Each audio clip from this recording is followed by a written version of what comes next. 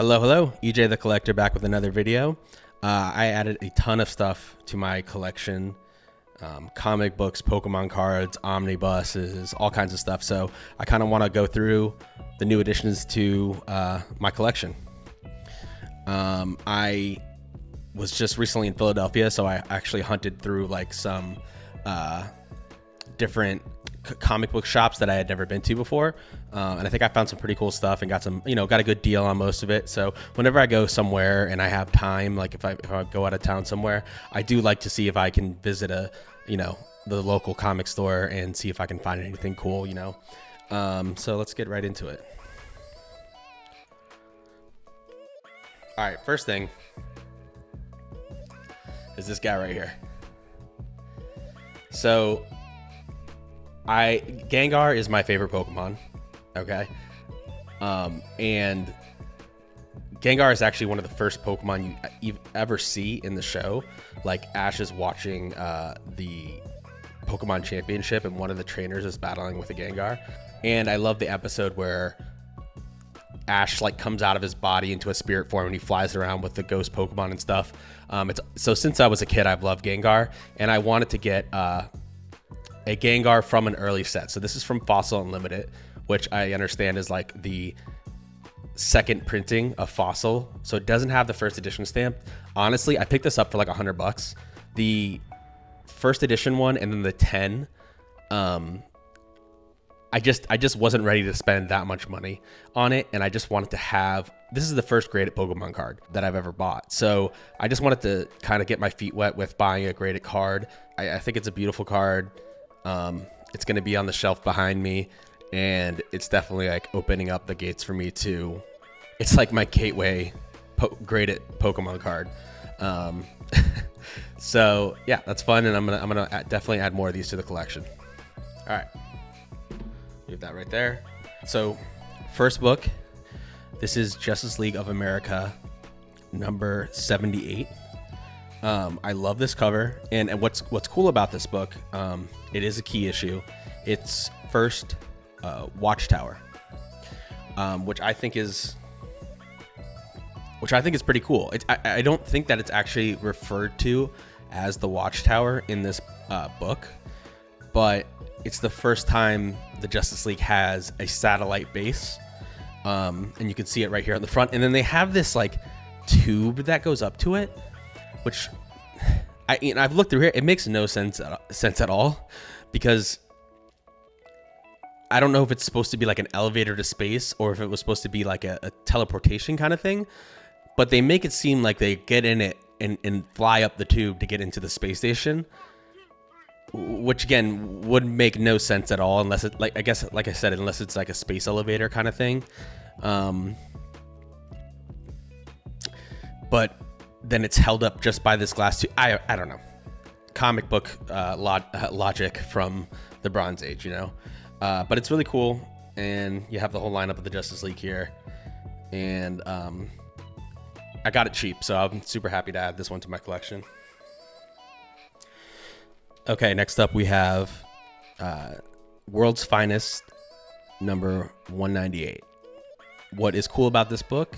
It's the third race between Superman and Flash. And I really love the art from this era. I think this is such a cool cover. This is the kind of book I would like to get graded and display. I'm not sure this one's in good enough condition that I would actually want to get it graded. You can kind of see up here, there's a lot of color breaking ticks and stuff like that. But maybe I'll just put it on the shelf like this, just on a little stand. Because what I really want to do is I actually want to get the first three races between Superman and Flash. And I've been looking on eBay and stuff, trying to, see if I can find a good deal on those books. What I'm trying to do is just get ones that display well. So with this one, it does have a lot of issues to where I wouldn't get it graded, but I think just sitting on the shelf, this book looks good. And that's what I'm aiming for with the other two races. So let me share this. This is the first race. This is Superman 199. So I'm definitely looking to add this one to the collection. I'm going to keep an eye out for that, and when I go to different comic shops and on eBay and stuff like that. So there's that one, and then there's Flash 175. This is race number 2. So I think this would be like a really cool collection of books to have, like 3 races from the Bronze Age, and they're all kind of similar colors, and they look, you know, I think the art looks great on these actually. So yeah, that's this one. We got this Tales of the Teen Titan Annual. This is the finale of the Judas Contract. So I believe I have the first issue of the Judas Contract in my collection. I think it's in one of my boxes. But I didn't have this issue, and this is a really cool cover with the whole Teen Titans kind of looking at Terra. This is once they know that, you know, basically she's been setting them up the whole time for Deathstroke, who didn't go by Deathstroke in this at this time. He was the Terminator. And then you got Nightwing in his first costume, which is pretty cool. Actually, it was just at the beginning of this event. I think it may have been issue 1 or the part 1 of Judas Contract, I think, is when he reveals his new superhero identity and his new costume. So you have that here on the cover. This may be the first cover of that, though. I don't know. But anyway, it's just an iconic cover. I mean, it's George Perez. It's Judas Contract, which is arguably the most famous Teen Titans story. And so when I saw that there, I got this for a good price as well, and I just wanted to add it to the collection. So that's that. Let's move on to the next one. Okay, here's a modern book. I was buying Spider-Man,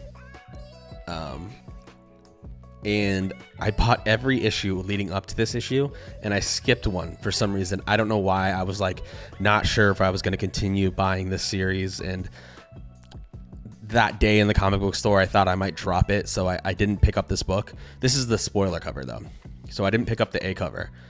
And then, like, the next week, I was like, you know what, maybe I will, or not the next week, but the next month when the next issue came out, I was like, maybe I will buy this, you know, maybe I will keep reading Spider-Man. This is Bagley, and I forget who the writer is, but so then I picked up the next issue. So I missed this one issue, and it ended up being the introduction of Spider-Boy, the first appearance of Spider-Boy. So I just went and bought it on eBay for probably too much. It wasn't crazy amount, but it was a lot more than the $4 I would have paid for it in the comic book stores. So I don't know why that always happens to me. Like, I decide I missed like one issue of a comic, of a modern comic that I've been picking up at the LCS, and that issue for some reason always ends up being a key that I just missed out on. Anyway, I didn't want to miss this one. I thought this was a cool character that, you know, might be significant later on. So I just went back and I bought this.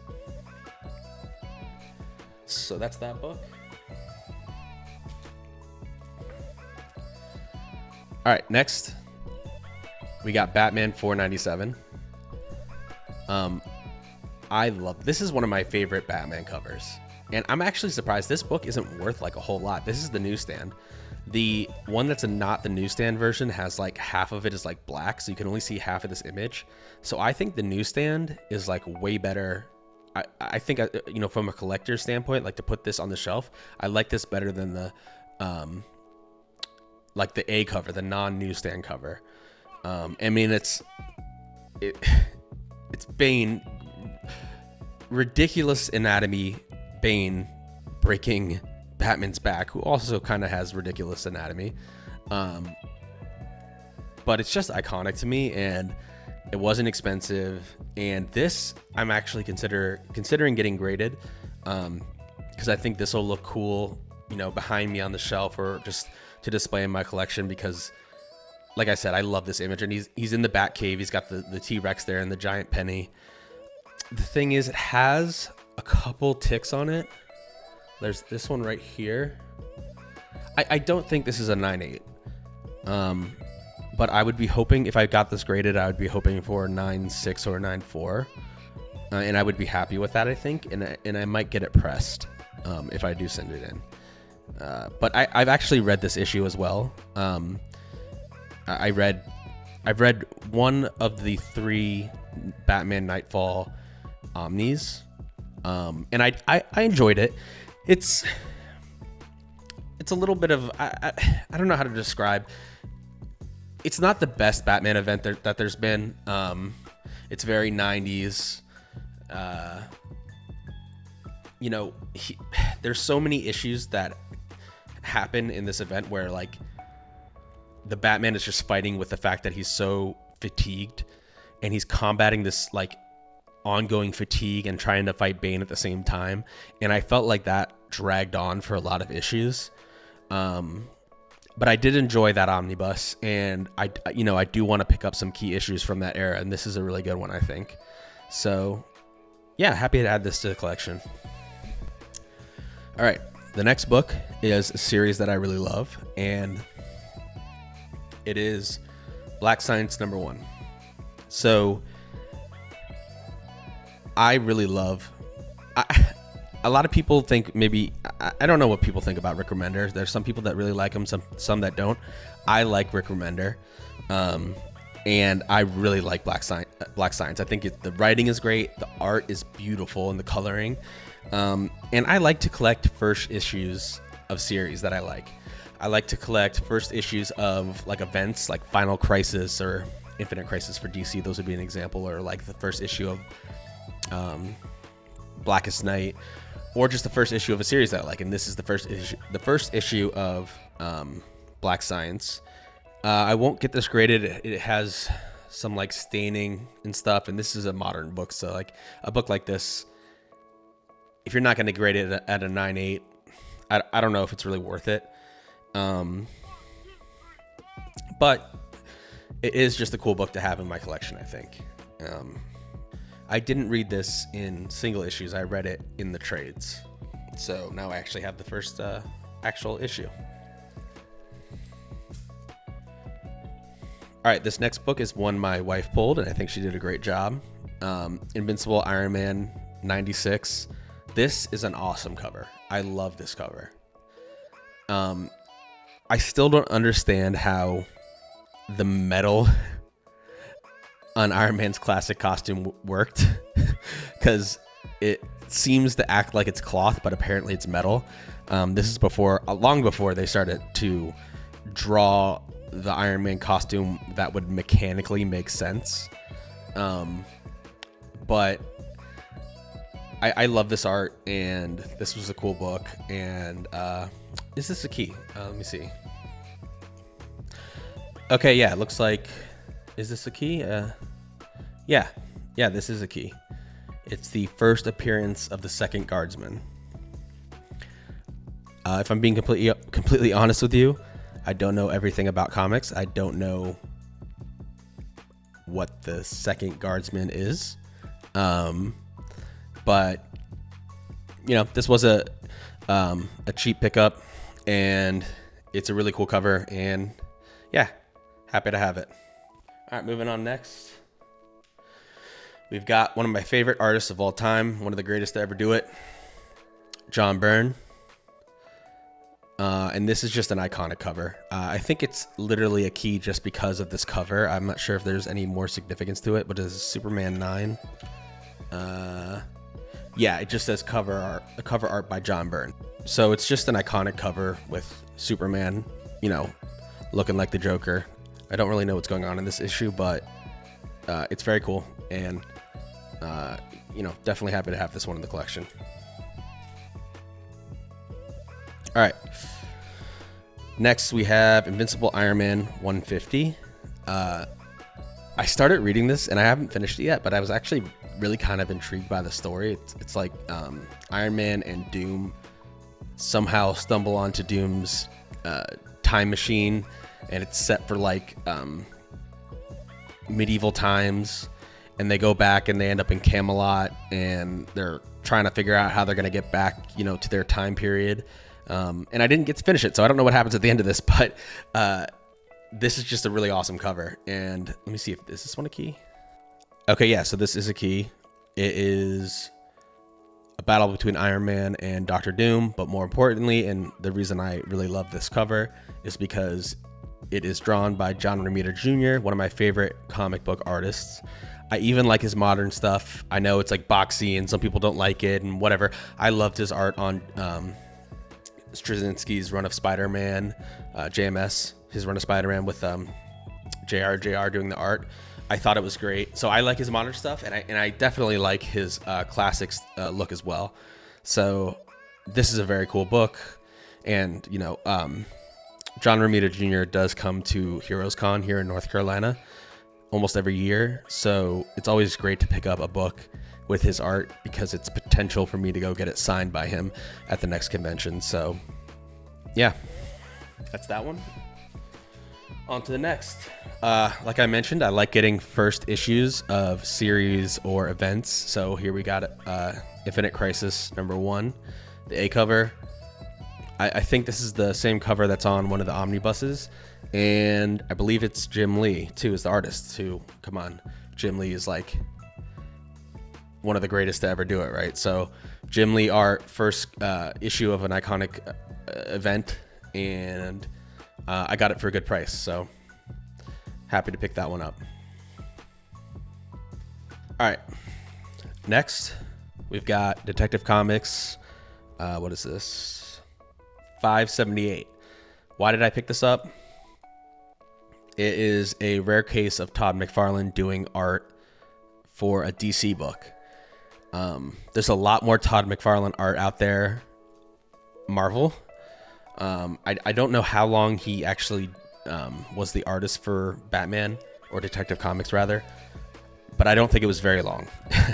And I can never get enough of Todd McFarlane art. And also this is kind of cool, like Batman's got a gun for some reason, you know, and Todd McFarlane always does some cool stuff with perspective, which I definitely like. Let me see, is this a... Yeah, this is just year 2, part 4. But the fact that Todd McFarlane drew it just makes me want to get it and add it to the collection. All right, the next book I could not pass up because I love this cover so much. It's Hulk 172. I mean, look at that. I love the Juggernaut as a character, as a mutant, and I love the Hulk. I mean, everybody loves the Hulk. Come on. The art's cool. I guess there's the origin of the Juggernaut, like recap is in this issue, and it's the team up of the Juggernaut and the Hulk. I don't know who they're fighting against, but I would not want to be the one standing on the other side of a battlefield from these two. And this cover is just awesome. I mean, that's another one that I definitely would want to like put up on the shelf. I don't think I'll get it graded, but I really like the look of this one, so I think I'm gonna try to find I just run out of shelf space for all the stuff that I want to display, but I just keep adding things to the walls so that I can put up more stuff. So hopefully we can find a place to put this book out and display it. All right, next we got a Scotty Young cover. We collect Scotty Young covers. I left the price on here. It's $5. My wife especially loves Scotty Young. So, and he's another one that comes to Heroes Con every year, or it seems like every year. So I always pick up Scotty Young covers when I can, and when I can find them cheap. And I can definitely get these signed signed at Heroes Con. So, and this is just, I mean, this is hilarious. Come on, this is awesome. All right, next book, Iron Man 244. I recognize this cover because it is the cover to one of the Epic collections. And I like this era of Iron Man a lot. Sometimes I think it's cool to get those issues that they're using the cover for the collected editions. And that's, you know, basically the reason why I got this. All right, more Scotty Young. We got a couple right here. Just going to go through these quickly. Some comedy going on here. We got Wolverine and Iceman, and then here we've got Doctor Doom up on a wedding cake. So yeah, these are cute. Just ever expanding the Scotty Young collection. Actually, I could do a whole other video on all the Scotty Young issues that we have. we got a lot of good ones, and he does a lot of covers, so there's definitely a lot more Scotty Young coming out there, and some of them are worth a lot of money. I mean, like some of the, there's the Transformers issue 1 by Scotty Young that just came out, and that book is already going for quite a bit on eBay. All right, next, it's another first issue. It's Thunderbolts #1.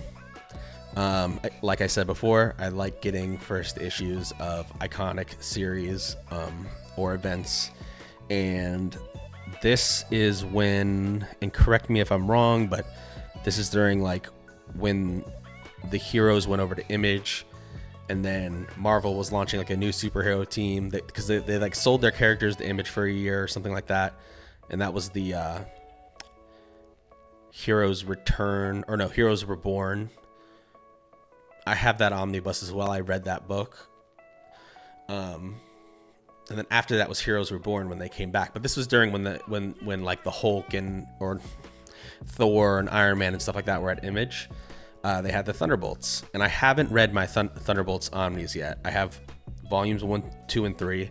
I do plan on reading them. I know a lot of people like Thunderbolts a lot, and I just came across this randomly going through like the $2 bin, I think, and I thought I'd pick it up. And this is actually like a thick issue. This is like one of those issues that has like the squared off side, so it's bigger than a normal issue. It's almost like a trade.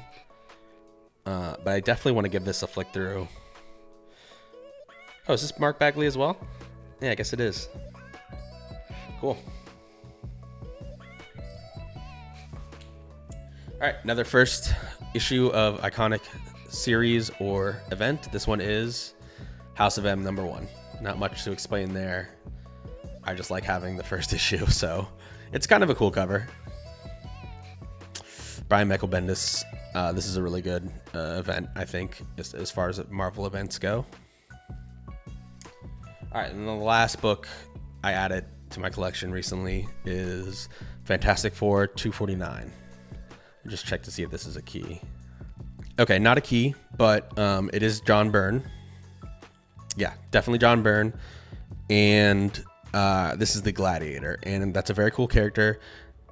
Also, there was something said about this character. I'm not sure which issue it was in, but it was definitely during John Byrne's run. I think this is John Byrne, right? Yeah, John Byrne. And it's that his powers are psionic in nature, not purely strength. Because he I think it's in this issue, he lifts a building, and it doesn't make any sense. Like, the physics doesn't make sense of lifting a whole building, because there's no single point you could lift a building from where the rest of it wouldn't crumble. Like, you grab a building at the corner and rip it out of the ground. It doesn't make any sense for the whole building to stay together, or the back of the building to come out of the ground and be like, it just doesn't make sense. So in here, one of the characters says that the Gladiator's abilities are psionic in nature. I also read Irredeemable. Spoiler alert, that's kind of one of the big things that gets revealed about the Plutonians' powers, is that they're psionic in nature. And this was a long time before that, and I kind of wondered because I read this, and then right after I was reading Irredeemable, and I was like, oh, that's exactly what they said about the Gladiator's powers. So I don't know if that's just a weird coincidence, or if I don't know if Mark Waid took inspiration from John Byrne's run, where they talked about the Gladiator having psionic powers that just looked like strength. But it could have been inspiration. I'm not sure. I had that thought when I was reading both, close together. But this is an awesome cover. He's taken out the whole Fantastic Four. He's a super strong character. He's almost like Superman-esque, in the Marvel universe, which is pretty cool. So yeah, that's the last of the regular comic books that I added to my collection. Next up, we got, a couple more. I wanted to talk about stuff that I'm reading right now. I'm reading Superior Spider-Man, I'm reading Immortal Thor, and I'm reading Transformers. This cover is awesome. I've been watching Daniel Warren Johnson work on the Transformers books. He doesn't show spoilers, but if you're interested in his art and his work, he streams like every Friday, and he shows himself working on stuff. I actually saw the like raw uncolored version of this because he showed it on the stream. So it's kind of cool to see these issues actually coming out now, and he's writing this too, which is really awesome. It's literally him drawing and writing it, and then I think Mike Spicer just does the colors. Yeah. So he's the artist and writer. Mike Spicer does the colors, and then they have a letterer. So yeah, those are my recommendations for ongoing series. And then the last thing I wanted to show real quick was a couple additions to my Omnibus collection. So I picked up Captain America: Return of the Winter Soldier. I also picked up The Trial of Captain America. So I now have all 5 Brubaker Omnis, which is awesome because I had the first 3 for forever, and I really wanted to complete that run. And now I have the whole thing in Omni form, and I'm super excited to read it. I've heard really good things about Brubaker's writing, and it's kind of like a espionage spy kind of thing with Captain America, which I think really fits his character. And they really adapted that into the movies. So, and the art in here looks pretty good too. I don't know who the artist is, but yeah, I can't wait to read this whole thing. And I got 5 books, so I got plenty of it to read. All right, next. These are kind of expensive books.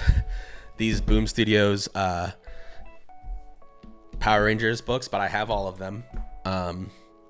And this was just the latest one to come out, and I've only read the first one so far and started the second one, and I really loved it. And I'm not gonna miss these as they come out. Like, they sell out right away, and then they become very expensive. So if you're interested in reading Power Rangers, you should buy these as they come out. I think this one is still on Amazon and other places that you can get. So don't sleep on these. And the art in here is great, and it's not the same writer anymore, Kyle Higgins, that started the series that was so strong that everyone loved. But at least I don't think it's Kyle Higgins anymore. Let me see. Okay, Ryan Parrott. I don't know. So I don't know how good this stuff is, but oh wow, I mean, it looks awesome. And I want to keep keep my collection of all the Power Ranger stuff going, so I'm gonna buy these as they come out, definitely. All right, there's that, and the last thing, this guy right here. Last thing I want to talk about, Batman Hush. Finally, an omnibus comes out. I have not read this. I don't know any spoilers about this because I have avoided them. And I know it's supposed to be one of the best Batman runs of all time. So I'm super excited to read it. I love this cover. I can do a little preview. I like this era of Batman too, of the art. I mean, this is a very good modern run that I cannot wait to read. You got Joker here. Don't want to see any spoilers. Yeah, but this is one of the latest ones that came, and I put it on the shelf, and I plan on reading it. I have a lot more books on my shelf that I haven't read than that I have. I have read a lot of my Omnis, but I haven't read them all. I plan on reading them all. It's just that they come out faster than I can read them. So I'm not a super fast reader, if I'm being completely honest.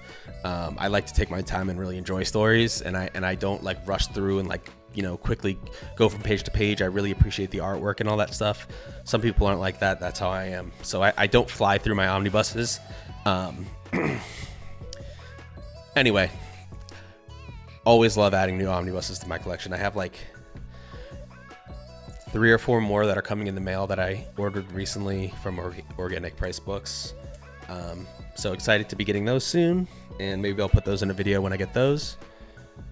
But yeah, that's it. That's everything I added to my collection recently. If you've made it this far, thank you so much for watching. I really love collecting, and I'm just trying to share my passion for this stuff on this channel, and talk about the things that got me into collecting and why I'm collecting and everything else like that. So thanks for watching.